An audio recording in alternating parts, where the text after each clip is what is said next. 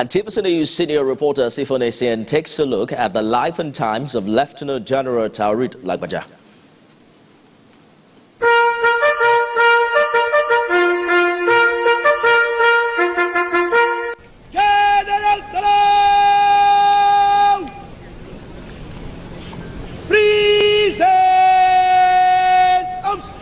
For this occasion, Lieutenant General Taoreed Lagbaja assumed command as the Chief of Army Staff following his appointment by President Bola Tinubu on June 23, 2023.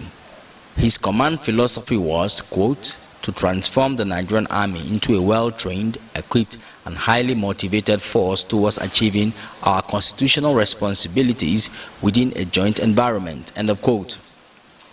Under his leadership, the Nigerian Army expanded its training programs, which helped to significantly reduce bandit activities in the northwest and brought Boko Haram's activities to an all-time low in the northeast. So Nigeria should expect enhanced performance of our troops. Lieutenant General Lagbaja emphasized the importance of integrating digital technology into military operations, which he presented at a seminar on digital transformation and the smart soldier concept. For one who is wholly committed to it. On the welfare front, the Chief of Army Staff launched the Affordable Housing for All scheme, which provides subsidized housing to soldiers, including those who have become disabled during their service. He had several prominent community engagements. During the Nigerian Army Day celebration, the Army organized several community-focused activities, including educational competitions. Lieutenant General Lagbaja obtained a bachelor's degree in geography from the Nigerian Defense Academy. He studied strategic studies at the U.S. Army War College at the master's level, with several honors and awards, including Nigerian Army Medal, Grand Service Star, Field Commander Medal of Honor, and General Staff Medal of Honor. Lieutenant General Lagbaja also had a Bachelor of Arts degree in History and Masters in International Affairs and Diplomacy. He was born in Ilobu of Irekpodun in what today is Osun State on February 28, 1968.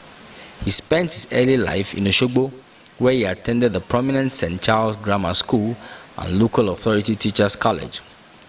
He was admitted into the Nigerian Defense Academy in 1987 as a member of the 39th regular course and commissioned as a second lieutenant on September 19, 1992 into the Nigerian Infantry Corps. Sifon Essien, TVC News, Abuja. Joining me now is security expert Ambassador Roy Oyedeve, who is National Secretary, retired members of Nigerian Armed Forces. Thank you for joining us on the news this hour. A lot has been said about the late Chief of Army Staff. You heard Mr. President yesterday highlight the synergy among security forces as one major reason why there's been some improvement in an onslaught against terrorism and banditry.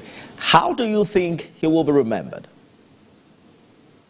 Well, thank you for this opportunity, and it's a sad one that it has been finally announced that we have lost another great officer of the Nigerian Armed Forces, the Nigerian Army in particular. And I would like to remember him by the initial activities that he did when he took over office, going to the front lines, you know, going down on push-ups with the security personnel. And incidentally, too, he showed them that he was with them with open-door conversations, open-door mileage of discussions and interventions in some of the burning issues. So those were the things that opened up his taking office.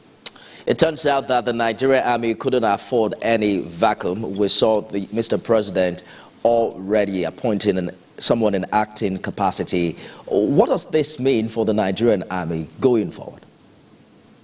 Well, the new officer coming into place just need to understand certain things that we have been speaking about. Even when the outgoing unfortunate death of the officer, Lagbaja, we have been speaking about the office, not the person.